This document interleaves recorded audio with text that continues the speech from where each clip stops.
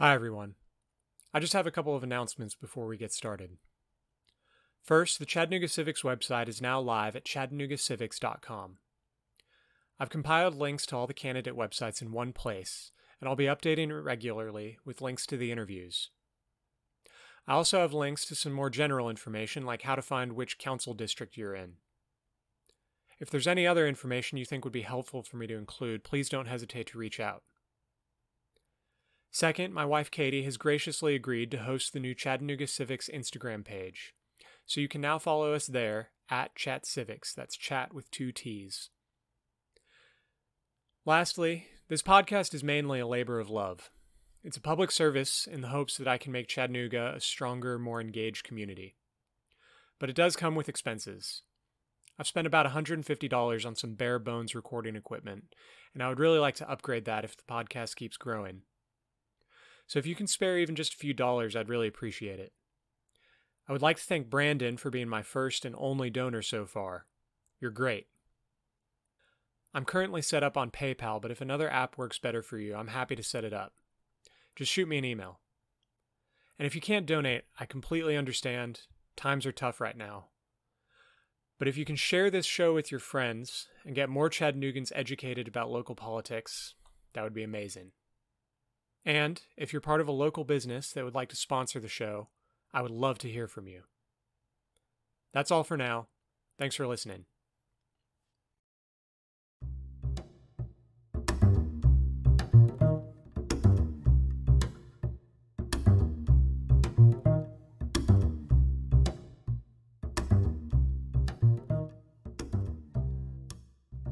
This is Chattanooga Civics. I'm Nathan Bird. On March 2nd, the City of Chattanooga will hold elections for City Council and Mayor. This week I sat down with Dr. Elenora Woods to discuss her campaign for the mayor's seat.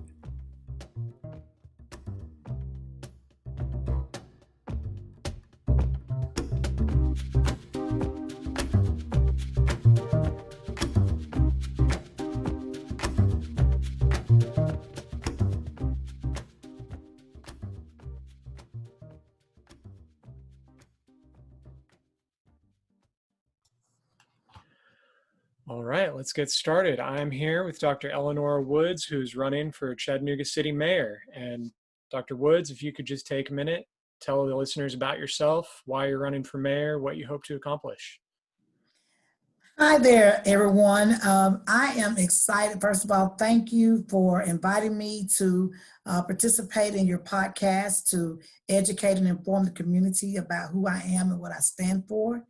And I just want everyone to know that, first of all, I am a native Chattanoogan. I was born in College Hill Courts, and so this city is my home. And I am considered a daughter of the city because I was raised here all of my life. Just went off to college and earned several degrees and doctorate degrees and all, and decided I wanted to come back to Chattanooga to give my talent and my skills to my hometown. And being here after returning home from college, I became very involved with our community. There's so many things that Chattanooga needs, and there's so many things that we've accomplished. But we've accomplished it because all of us that have been involved with this city's development have given of themselves. And so I began to give of myself in the ways that God had blessed me with. And so I've been here as a civil rights activist. You all know that I'm a dentist. You all know that I've had a school where I trained people to be dental assistants, in particular women from welfare to work and those who were challenged with obstacles and barriers. You all know that I'm the Dental Angel Fund Foundation founder, giving close to millions of dollars worth of free dental care and reduced dental care for those that could not afford it. And just a plethora of things that the list goes on and on, the needy, participating in the community development in different ways. I have my own radio station, WPTP 100.1 FM, where we are an educational nonprofit radio station, educating the community about what's going on in Chattanooga. And a very powerful, inspirational radio station, bringing jazz and gospel, and just a lot of stuff. So there's just a bunch of stuff about me. We probably could be here till next year talking about it. But I'm just really proud, number one, to have been educated in this community the way that I have, and have had my hands in so many different things so that I can understand how this city operates and what its needs are. And being a part of this community, giving back every year for the past 31 years of my life has afforded me the opportunity to take a closer look at what I can do more to improve the city of Chattanooga for all people. And as an African American female, I see the city through the lenses that may not be seen by others. So my job is to educate this city even more so that we can become the best community that this United States of America has ever seen. And that's going to take a lot of work. It's going to take some changes in this city. And so I'm the best person to do it because I've walked the streets. I know what's going on in this community and I've given back. I know where the holes are. I've studied its people. I've studied the leaders. I know how the leaders operate in this city. And so I'm the best person to problem solve and fix it. So that's why I'm doing it. I want to fix the issues affecting the people of Chattanooga and make our city the best, most progressive, most culturally diverse, most inclusive community in the United States. And I'm the person for that. Great. Well, it sounds like you've already done a lot for this community. And I'm just wondering, you talked about you wanted to fix the community, make it better. I'm curious, putting on your mayor hat, what do you think Chattanooga's top weakness is, and how can we fix it? What's the number one thing? Well, the number one weakness is that we have forgotten about our people, especially those who are marginalized and less fortunate. We have spent a ton of money building our downtown area, making it great for tourists, which I'm proud of. But in the midst of doing that, we have forgotten about its most precious resource. And that most precious resource is not the tourists, it's the people that live here. And so we have got to divert our energies a little bit away from that, especially during COVID period, to investing into the people who live in this city to give them the best experience every day while they live here. Instead of making it an experience for a one-day affair or a one-week affair for a tourist, we need to now focus on the people who live here every day. And that's why my slogan for my campaign is, I'm putting the people first. I'm going straight after the things that we complain about every day and nobody's paying attention. And then on the other side, what is Chattanooga's top strength? What its top asset? What can we capitalize on to help improve our city further? Well, we have, the most beautiful thing about Chattanooga is this natural habitat, the mountains, the rivers, the beautiful outdoor experience that we have here. It is just the most beautiful, beautiful city in the world. And so we have the opportunity to be that model city that everybody envies because we have utilized our resources to its best potential. And I don't think right now that we're utilizing it to its best potential, because everybody is not feeling the pleasure and everybody is not feeling the benefit of what we have, because Chattanooga has developed into a city of the have and the have-nots, the cans and the can't do's. And so we've got to do something about making this city more diverse and progressive, so that when people come here, no matter where they come from, from any parts of the world or parts of life, they'll say, Chattanooga is progressive. We see Black folk, we see white folk, we see Hispanic people, we see Asian people, we see people from India, we see people from Middle East, all parts of the world, like a melting pot. And when they come here, they can experience the cultural diversity that we exhibit through the activities that we provide in our city. And so that's where I come into play. I want to see more Hispanic activities in the downtown area. I want them to feel included. I want African American culture to be exhibited downtown, whether it's through our foods, whether it's through our dance, through our arts, whatever it is. We can be just like the Mardi Gras. When you go to New Orleans, you'll just see a melting pot of diversity. And we have that chance, and we have what it takes to make it get there. We just got to have the right leader to push that agenda and make it happen.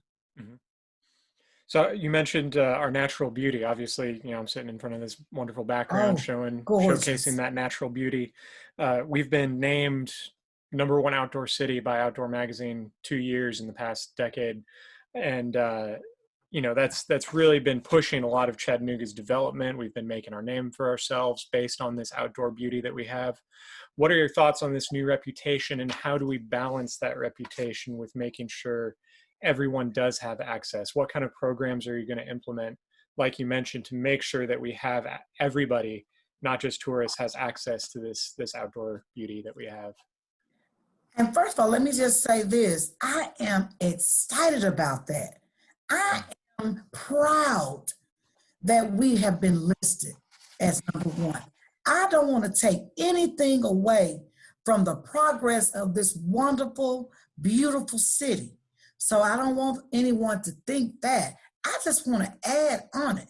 And when we add on it and add to it, not only will we be the best outdoor, but we'll be the best in other things. These other things may involve other cultures. And so we need to look at what can we do that other ethnic groups would enjoy when they come to Chattanooga.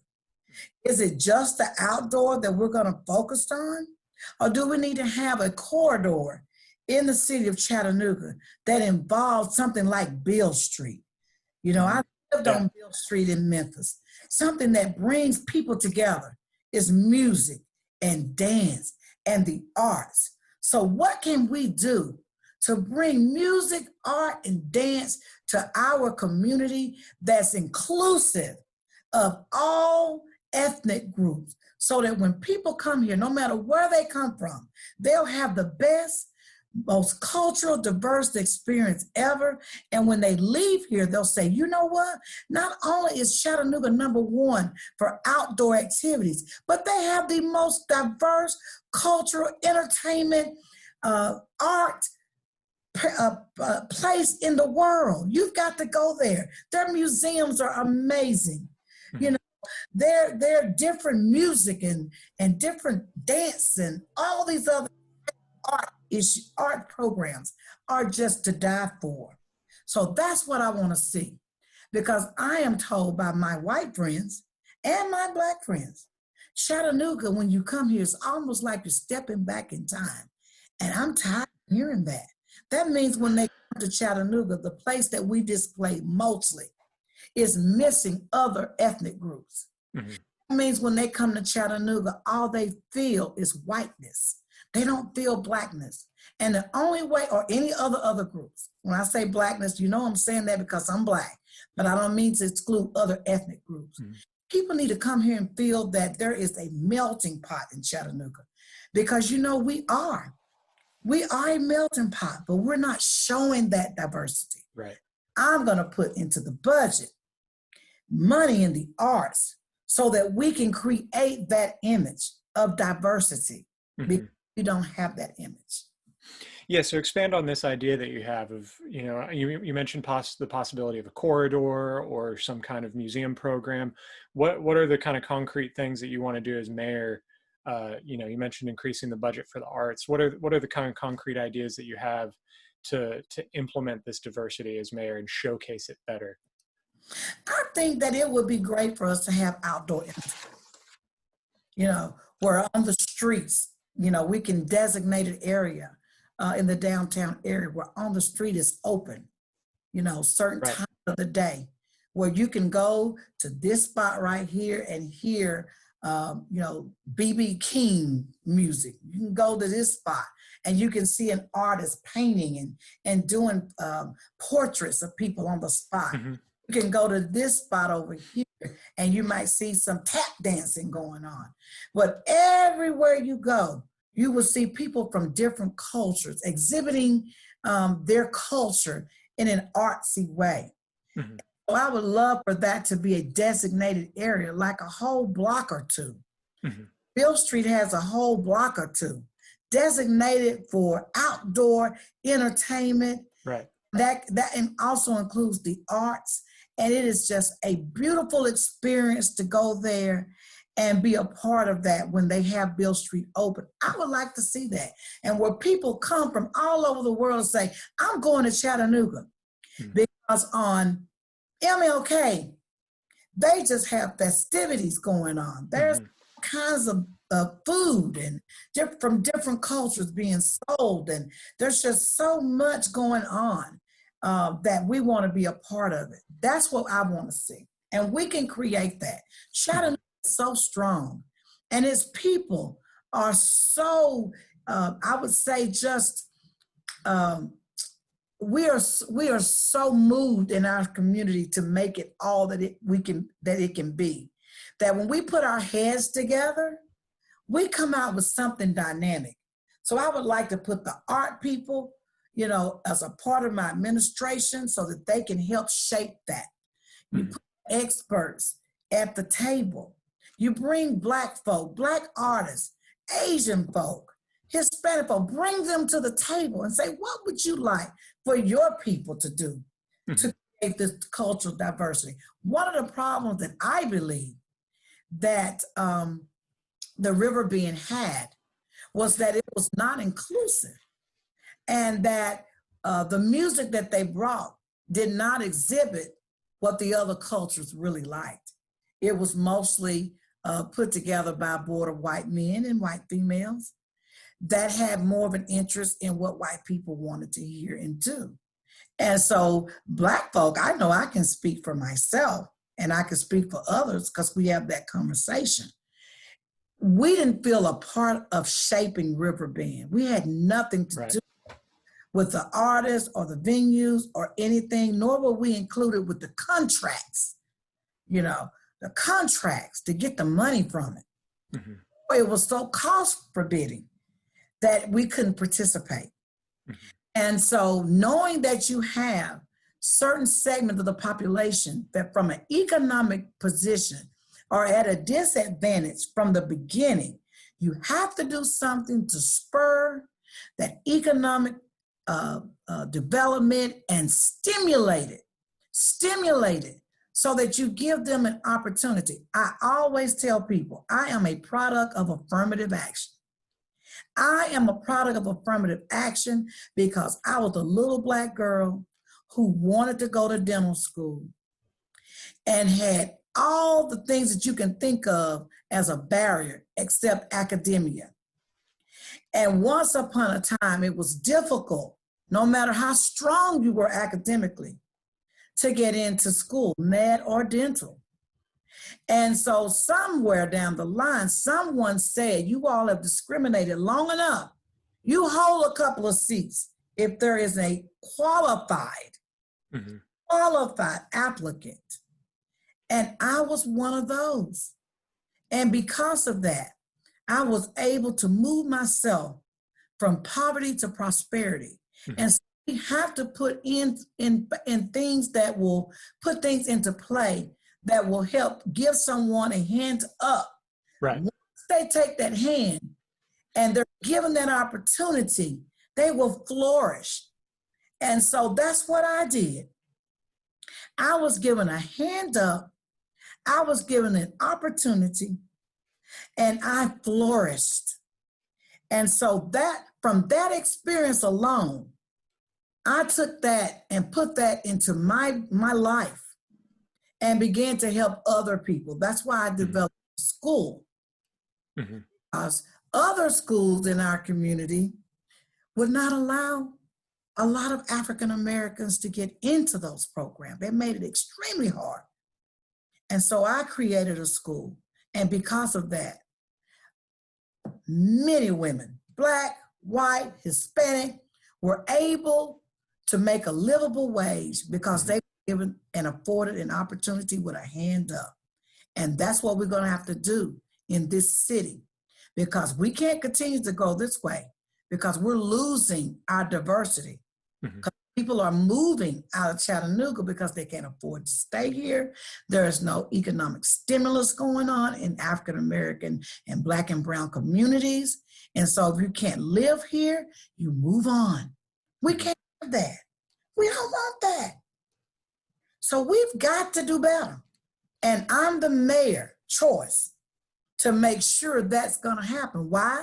Because I'm going to make sure my boards are diverse. I'm going to make sure that it represents the community that we have. It shouldn't be one Black person sitting at the table and 30 white folk. You know, we are 30-something%. It should be 30% on every board. I've had this conversation before. If you are a nonprofit or a foundation organization in this city, and your board does not represent the makeup of this city, then you have already failed from the beginning when you began to set your programs into place. Because who's best to tell you what Black folks need but Black folk? Who's best to tell you what Hispanic need but Hispanic people? And so on and so forth. So if you're trying to solve problems in our communities that we so often do through our foundations and through the city, then have us at the table. So one of the first things I want to do is make sure that people of diverse backgrounds in the percentage that they represent in this community have a seat at that table. Have a seat at the table. And then we're going to distribute things in equity, fairness, and justice. And then we'll have a great city. Until then, it will look like it looks now, divided, tale of two cities, the have and the have-nots, the rich and the poor, the Black and the white, just like that.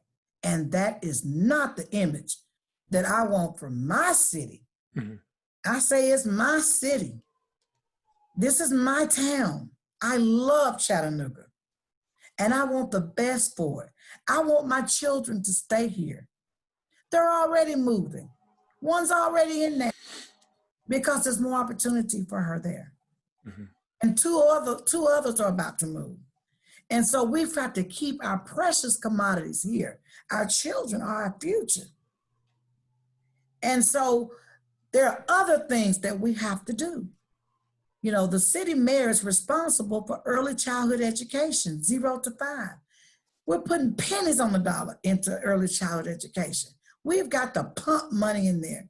So we have the best state-of-the-art early childhood education so that when they get to kindergarten, they're ready for kindergarten.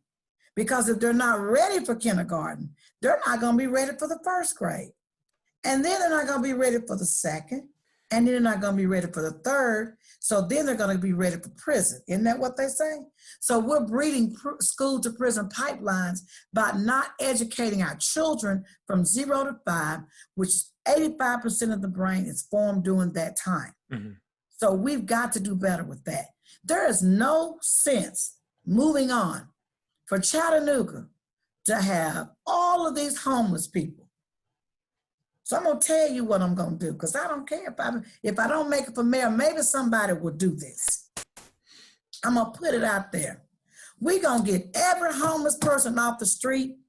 I want 20 acres of land, and I want to build a compound to put these homeless people in, like a dormitory style room, just a bed and a place to plug a TV or a radio in, and a cafeteria.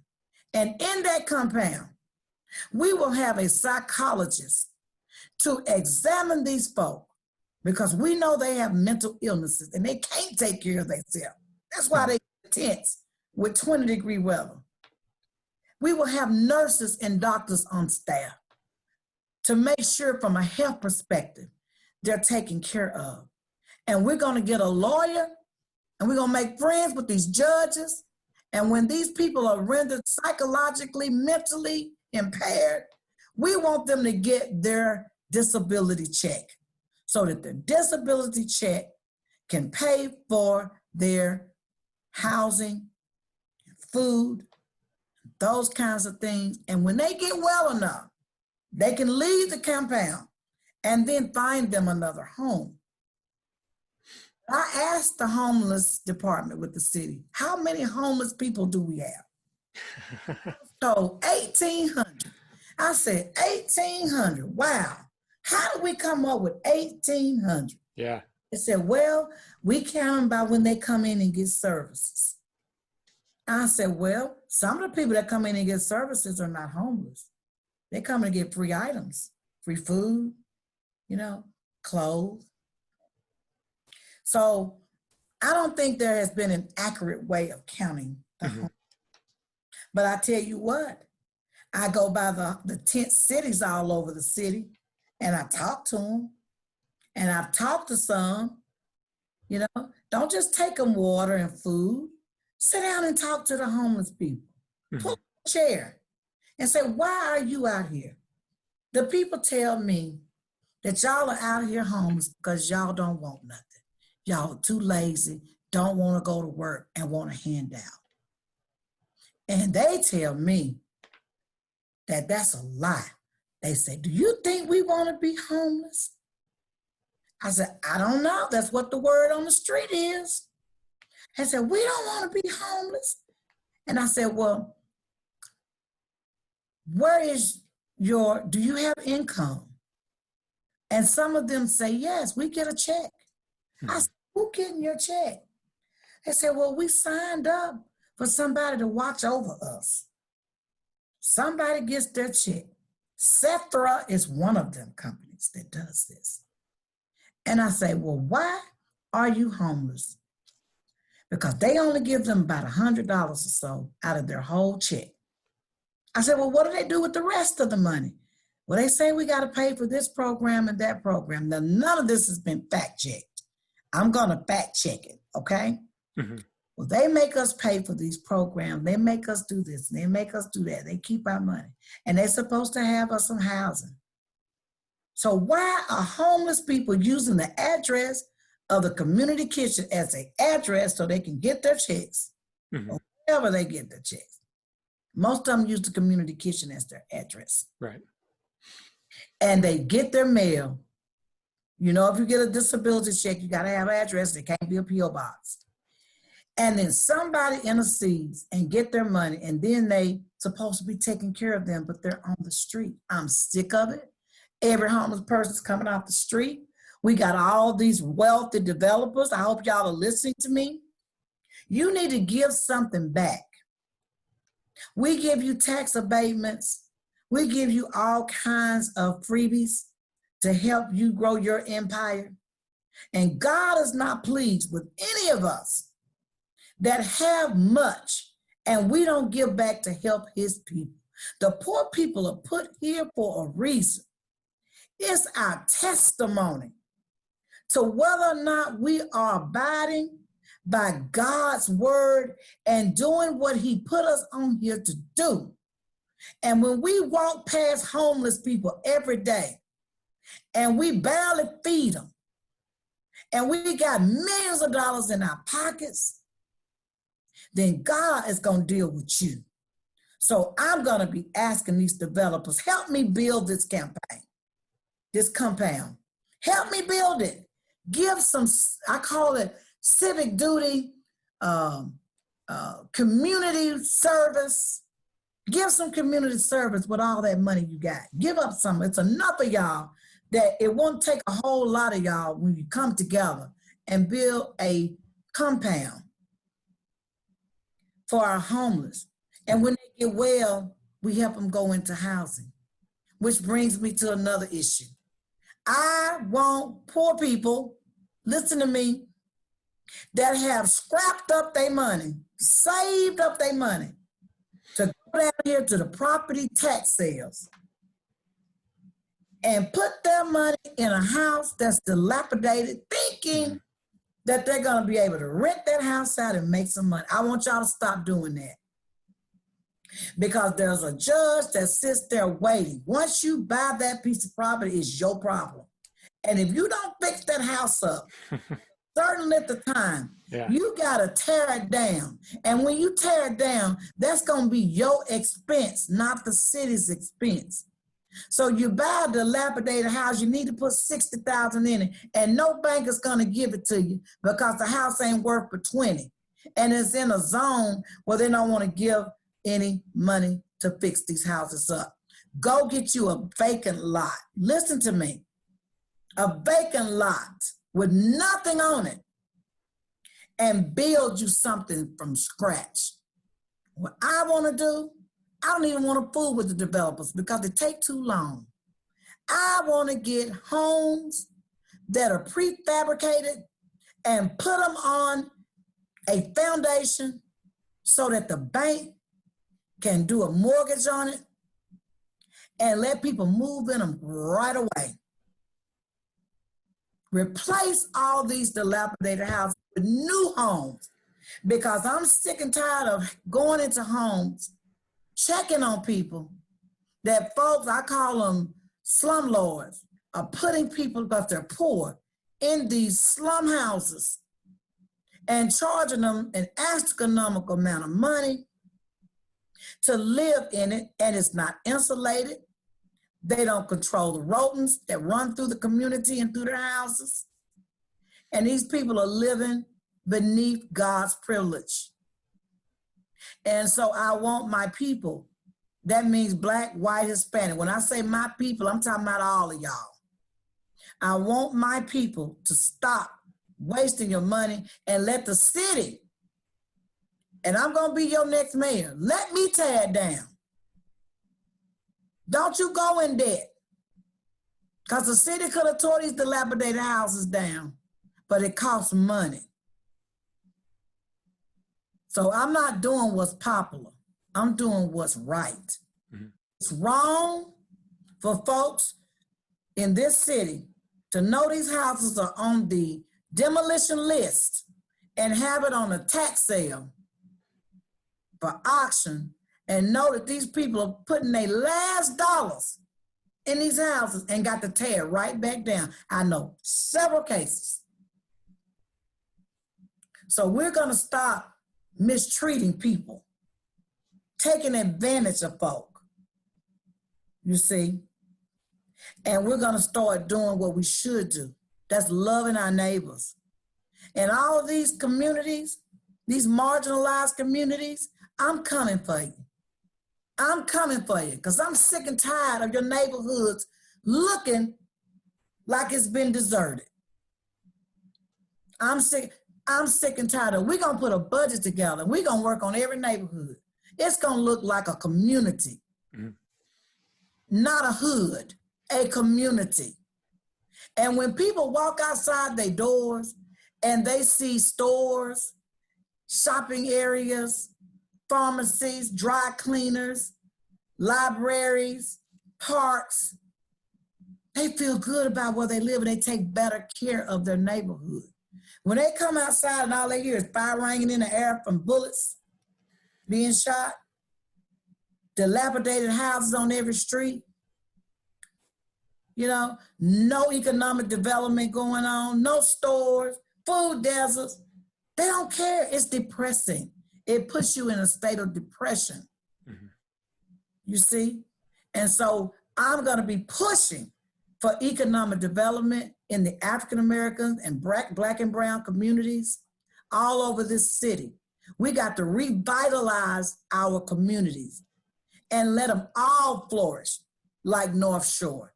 Let them all flourish like East Brainerd. Let them all flourish, you see, like Hickson. All of them got to flourish. See, and until we do that, we're not right. We're not equitable in the city. So you know my background. I'm a civil rights activist. I believe in fairness and justice for all. And that's the reason why we're going to end the chokehold. We're going to be looking at the policies of the police department to make them better and get rid of some old laws on the book that should have been gone. You see? And no, we're not going to defund the police department. That is the most ridiculous thing I've ever heard of. Like I tell people, who are you going to call? Ghostbusters when something happens? You see? I love our police department. I don't love the people in it that does things to people. Police brutality. You know, we're going to stop police brutality because we're going to put some things in place that make them accountable for that kind of stuff. And no, we don't need to stop getting money for the police department if it makes it better. We need to be just as aggressive in these other areas that are lacking with finding funds. The police department has an aggressive grant writer finding money to use in our city to make our police department better. We're going to put the same effort in the early childhood education, the same effort into homelessness, the same effort into these marginalized communities. We're getting them up to standard and par. We're going to do the same thing. You see? And yes, we need more Black and brown folk in the police department because Black folk, Hispanic folk, Asian folks, Indian folks, whatever you are, Pakistan, whatever you are, we need to see them on the police force when they come to our neighborhood. You see? And then white folk, because they say white folks are trigger happy, some of them. We need to do some more training. We need to do some more training. And if they can't psychologically handle it, they all need to be psychologically evaluated anyway. If you've been given a gun in your hand to go out and police a city, you need to pass a psychological evaluation every year to make sure you still got your marbles straight, to make sure you're not depressed, to make sure that you don't want to go out there and kill some folks just because you know something's happening in your personal life. Yes, people can be unstable in any career and they need to be checkmated. You know, and when we have the best officers, they deserve to get paid better. Police officers deserve to get paid better. They put their lives on, on the line every day. So I'm not for defunding them. I'm for funding them better and getting rid of the bad cops and bringing in better cops and making sure that it represents the percentage of Black folk, white folks, Hispanic folk, whoever in this community. So if we can't find the application pool in Chattanooga, well, guess what? Go somewhere else and bring them in. Why aren't you recruiting them at historical Black colleges and universities? We can do what we want to do.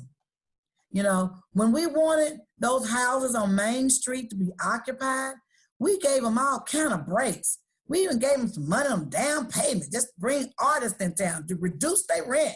Whatever we have to do to bring artists and to bring people to the downtown area, teachers and all of that stuff. When we want great teachers at bad schools, we give them iZone money, you know, the iZone school.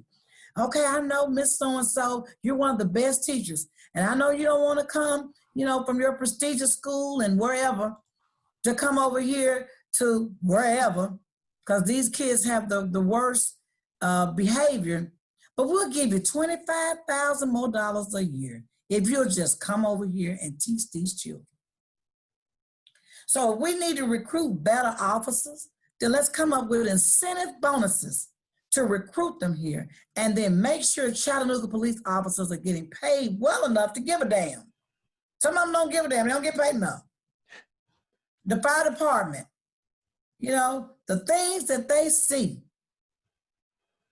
while they're out there putting out fires, the horrific scenes that they come up on when they have to go to an accident site.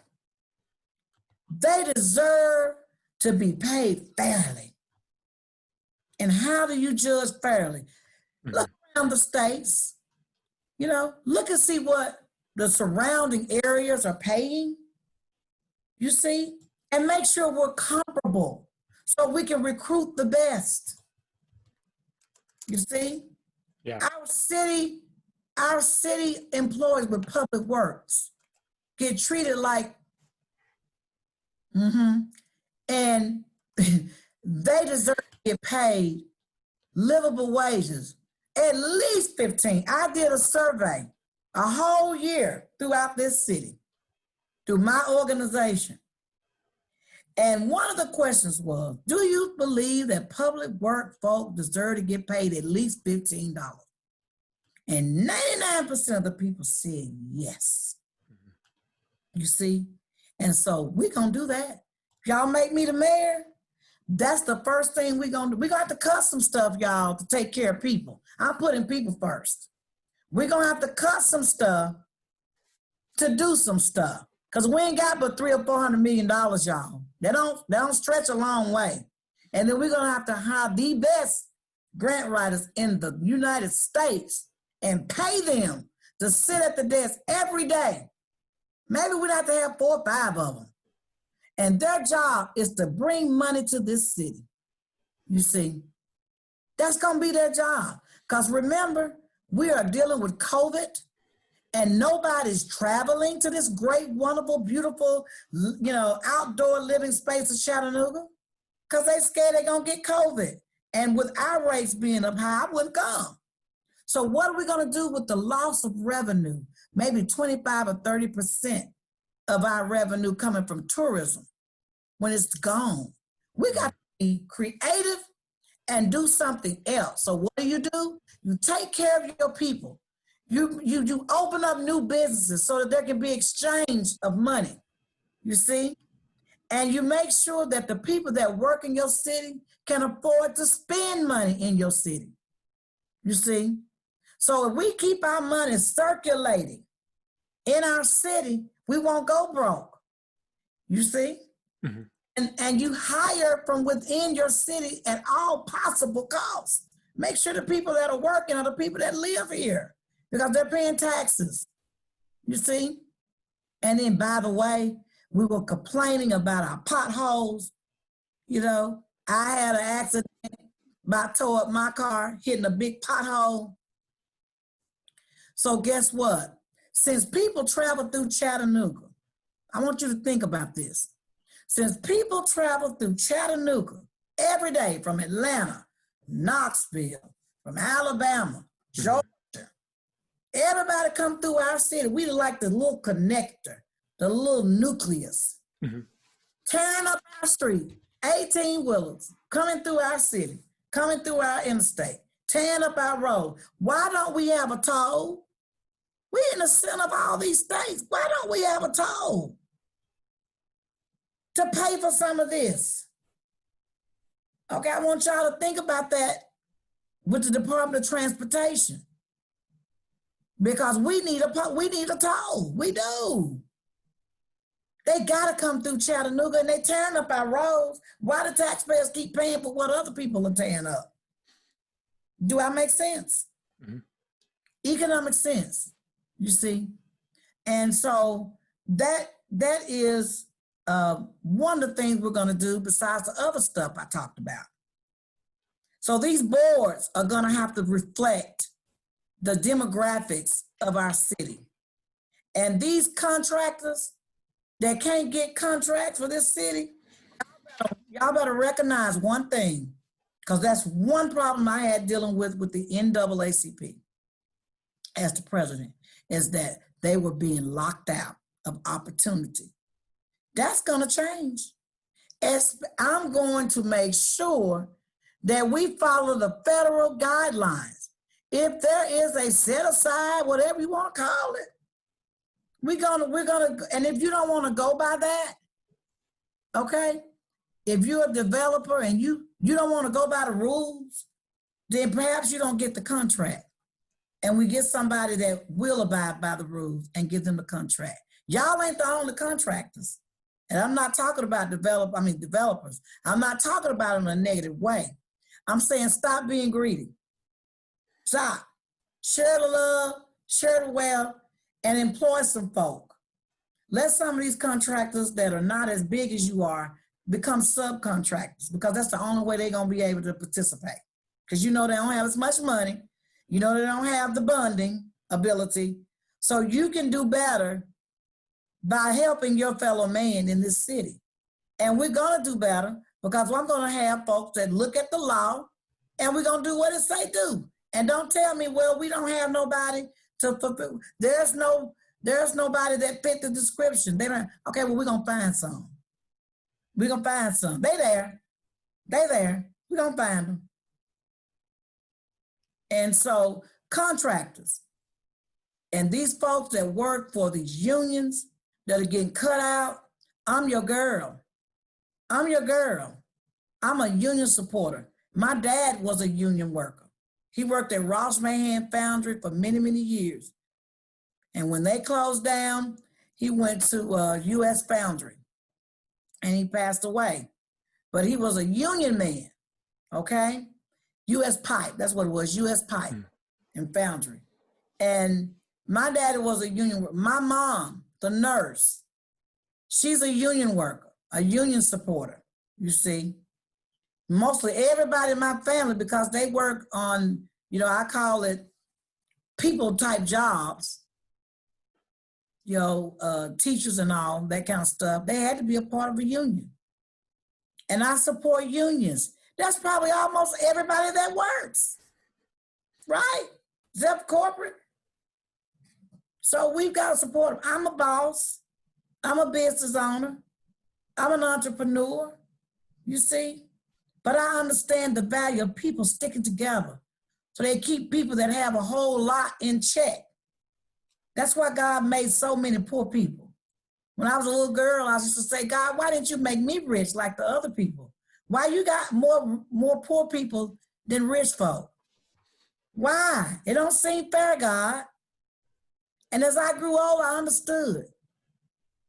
God made more poor people, just like he made more ants.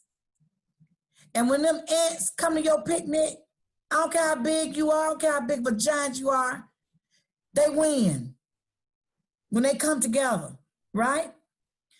God made so many small people, poor people, that when they come together, you see what Georgia did. When they come together and recognize their power that God has given them and they unite, they can take any giant down and get what they want. That's why he did it. It's to keep us in check. In case we want to get too high on our horses and think more of ourselves and forget about the poor people and the regular working man, and we want to get a little snooty and snotty and start trying to treat people bad. When they come together, they will take you down. So I'm telling the folk out there, I'm your mayor. I've been there where you are. I haven't always had money, and I've struggled. I've made a lot of mistakes. I've had to learn from my mistakes. And so I know what it feels like when you're down and ain't got nothing. I know what it feels like when you're homeless. I know what it feels like if you're a welfare single mother. I've been all of those things. But look what God did for me. With a little bit of hand up and a little bit of opportunity and a whole lot of sweat equity and good work ethics and studying, you can be anything that you want to be, and you can have anything that you want to have. And we just need to be told that you are somebody. I don't care where you are. You're listening to me now. You are somebody. Don't let anybody tell you that you're not somebody. I was that welfare mother. I was that homeless person. I was that poor person that didn't have anything. I went to public school. Don't let the smooth taste fool you. Yes, I'm articulate, and yes, I'm very educated, and yes, I have money in my pocket. But I never forgot where I come from. And I never forgot what God said. Take care of his people, and I will take care of you. So I'm a big philanthropist, and I believe in folk helping people. So that's why I want to be the mayor, because I have the heart that some of them will never have. You see, I'm not saying all of them, I'm not calling no names, because there's many of them with a heart. But I know I have a big heart because I've already done it. I'm not asking you to make me your mayor so I can do something. I have already given millions of my dollars away to help that single mother, to help that struggling student, to help move these welfare moms from welfare to work, to give to the homeless, to help a young grandmother raising her grandchildren who don't have any resources and her children are lost and she needs some help. Maybe she needs a bill paid. Maybe her walls or something's falling down in the house and she needs somebody, a carpenter, to come and fix it. You see, when you can give back to the people in the community, then it's just in you. When nobody asks you to do it and you're not on a billboard asking for recognition, it's in your heart. So I'm telling people, I'm not the best at everything and I don't claim to be a know-it-all. What I've learned in life is that all I know is I don't know nothing. And I've learned to depend on experts to do what experts do in their designated field and pull them together. Pull all of them together. I'm good at that. I can make a team. Give me the best teacher. Give me the best lawyer. Give me the best doctor. Give me the best of everything. I want y'all on my team. And you ain't gonna beat me. You're not gonna beat me because I got the best of everybody. And all I can do is pull teeth. I can pull teeth. I can put teeth in your mouth. I can do implants, surgery, whatever, reconstruction. I can do all of that. And you're not gonna beat me at that because my daddy said, whatever you do, be the best at it. And I'm the best at it. But I'm not the best at what you do. Why would I do what you gonna do? So we need the best economist. We need the best accountant. We need the best person that can handle housing working with us, homelessness working with us, education working with us. You see, transportation working for us. Don't get the worst, get the best. And when we get the best working together with the mayor, this city will be amazing. And that's what I want to do. So you all vote for me because I'm looking for an amazing city, one that everybody is prospering from and that have an opportunity. See? So that's what sets me apart, is that my life experiences, I don't know of one person that have experienced everything that I've experienced. I don't know. Number one, I'm a mama. Number two, I'm a grandmama. And the last time I checked, it was all men except for me and you know who, I don't call her name. I'm the only one that have had babies and understand what it feels like to be a mother trying to take care of her kids. I'm the only one that's been a baby mama that understand what it feels like when you didn't get your baby mama check. You see, I'm the only one that's been born in poverty and went off to school and got my doctoral degree that's working as a doctor and understand what it's like to not have nothing and give back. I've already done it. Look at your candidates. Who's already done it? With excellence to the degree and not used anybody else's money.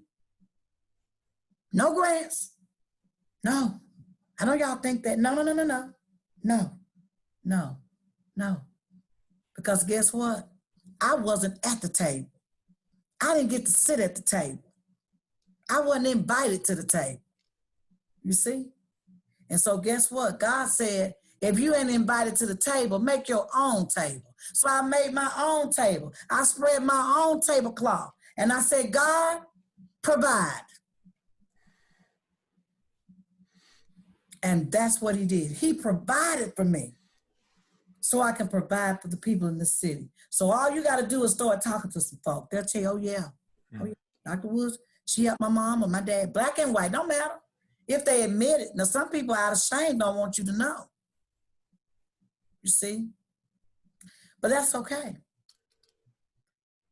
So that's where I am. And for the doctors that are listening to me, we are going to have some money in this budget for our doctors and our dentists. The doctors, and I would be remiss as a doctor to sit here and say I'm not going to help my colleagues, because we put our lives on the line every day and give so many millions of dollars away because people cannot afford their health care. They can't afford it. But guess what? We can't let somebody walk out the door and die. That's the reason why I started the Dental Angel Fund Foundation. People were dying over dental infections. And all I have to do is take 5 or 10 minutes of my time, give a little anesthesia, numb them up, and take that tooth out. And that person lives. Or I could turn my back and let a person walk out the door and die from an infection that spreads to their brain and the rest of their heart, their body. The systemic oral connection. I do series on that. You know, I did lectures on that, the oral systemic connection.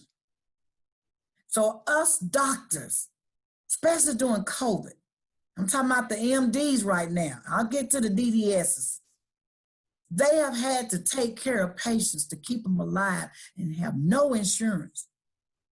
We deserve, as medical providers in this city, to have a piece of that budget.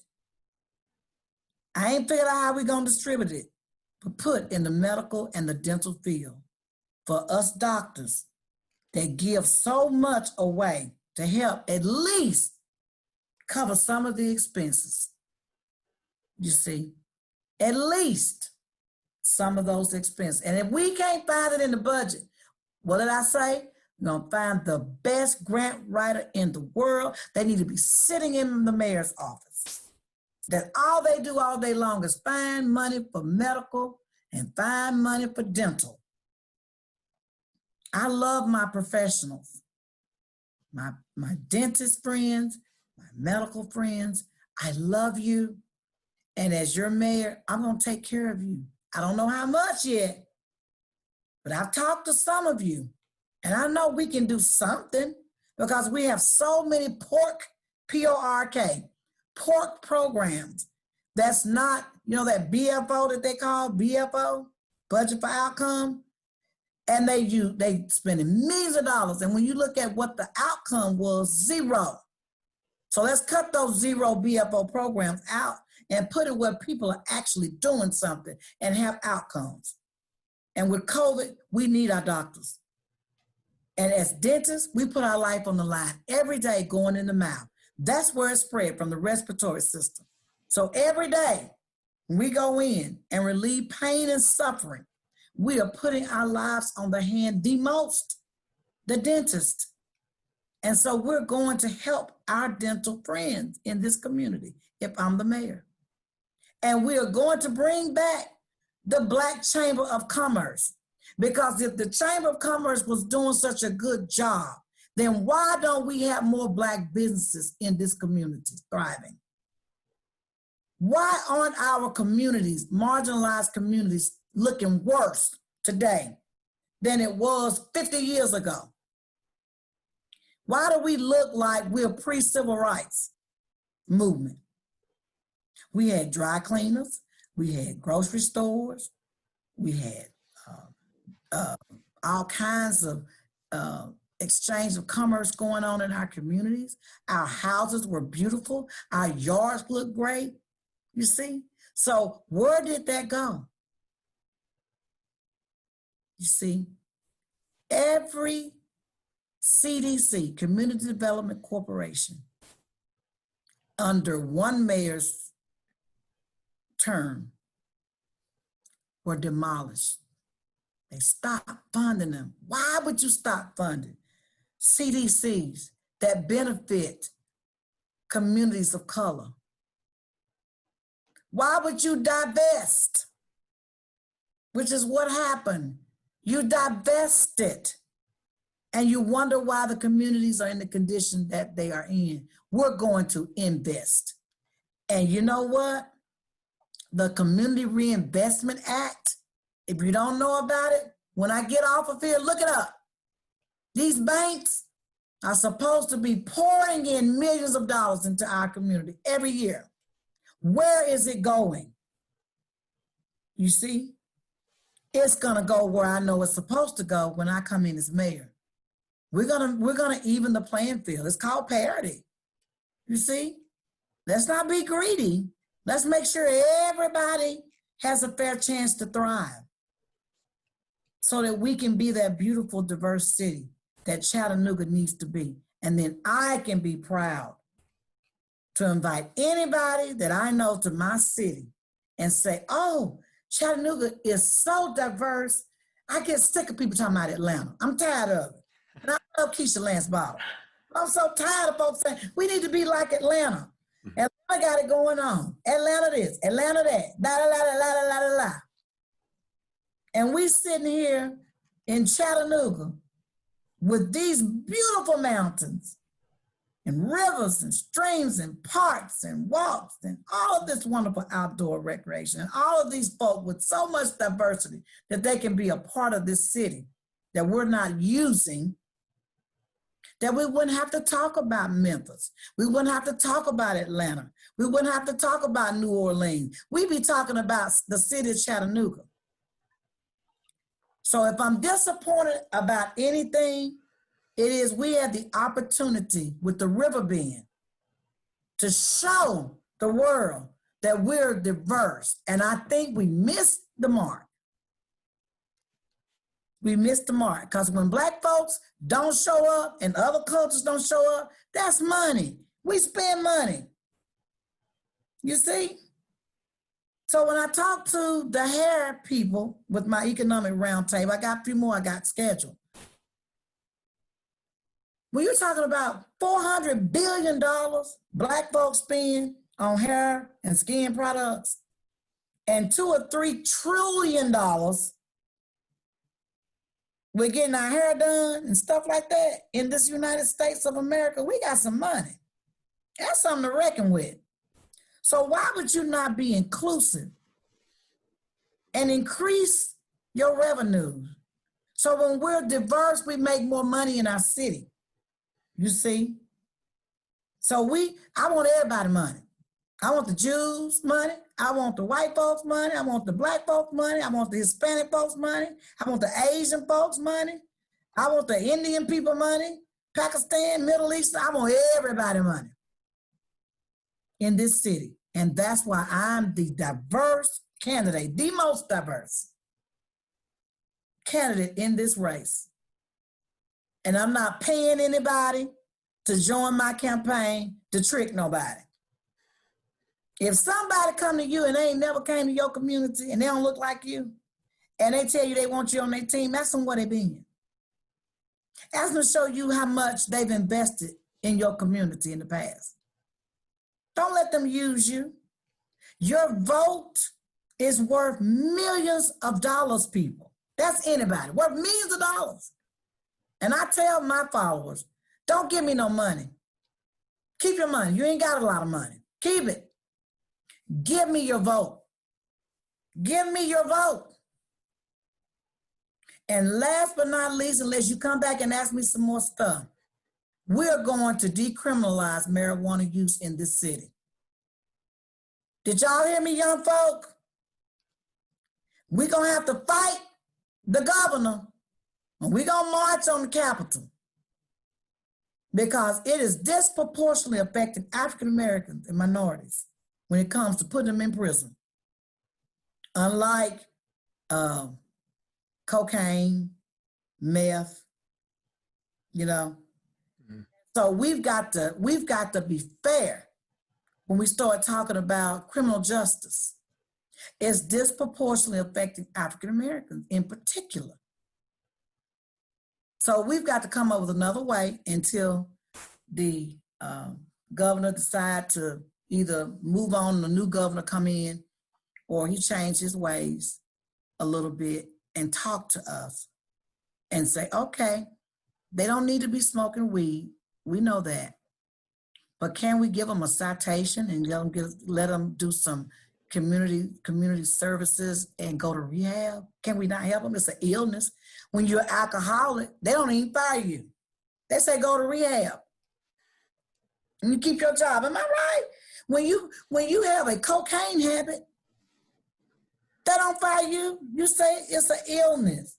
Marijuana use can be an illness. They need their marijuana. Some of them have bipolarism, and they, I don't know, not been diagnosed. They don't know they got bipolar, but when they smoke that weed, it calms them down. Glaucoma, all these other medical reasons why people need that. Pain, people suffering with cancer. I mean, I'm just talking about from the medical perspective. Now, from the recreational perspective, you got to wonder why they want it. And if they got a habit, let them go to rehab.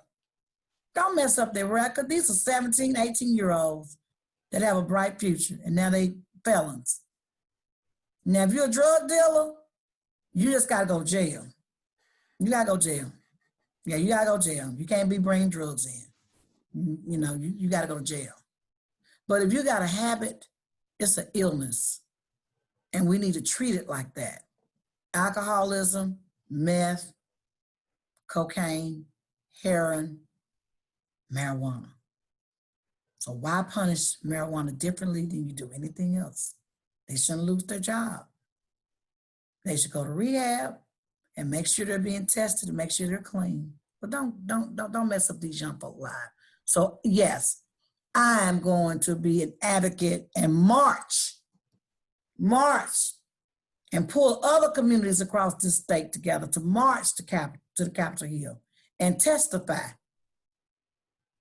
so we can decriminalize marijuana use. 1 ounce or less, okay? Don't have marijuana growing in your backyard, that kind of stuff. And no, Dr. Woods, don't get high. I've never smoked in my life, not a day in my life,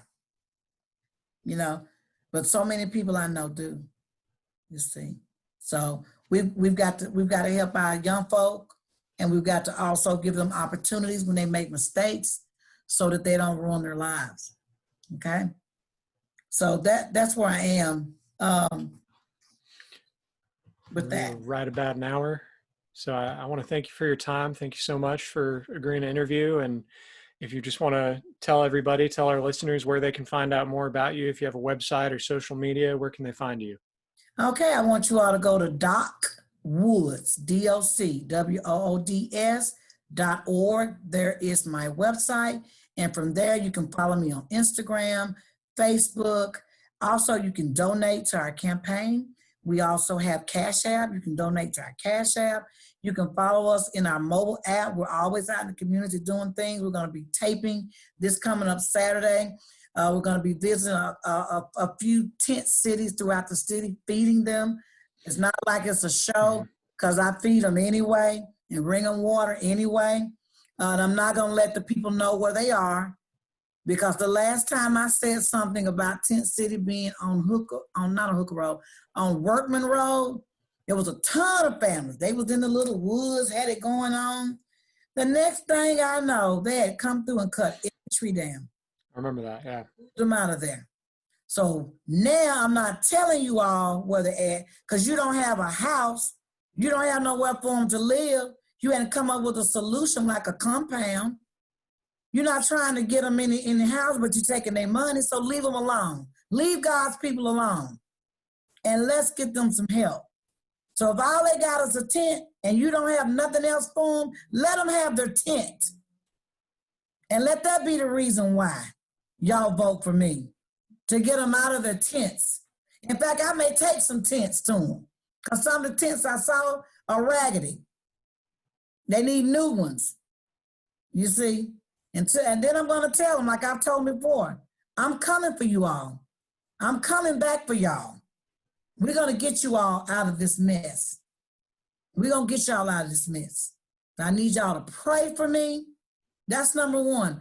Pray for me and know that Dr. Woods don't owe anybody anything. I'm not in anybody's pocket. And so when I come in, I can start working for the people. I don't have to pay anybody back. for making me what I am. I don't owe God that. I owe God that. I don't owe nobody in this city anything. So don't come for me. And don't try to embarrass me in any kind of way. Because whatever I've ever done has never been illegal. Never.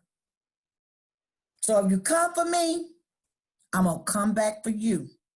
Okay? In a godly way. Leave me alone because God has sent me to run this race.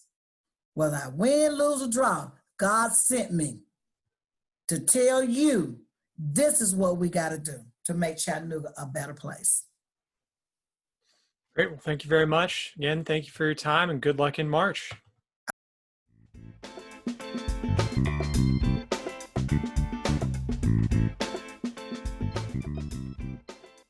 I hope you've enjoyed this episode of Chattanooga Civics. Our music was written and recorded by Kevin MacLeod. If you have any questions or feedback, please send me an email at chattanoogacivics@gmail.com. You can follow me on Facebook, Twitter, and Instagram at ChatCivics, or visit the website chattanoogacivics.com. Thanks for listening.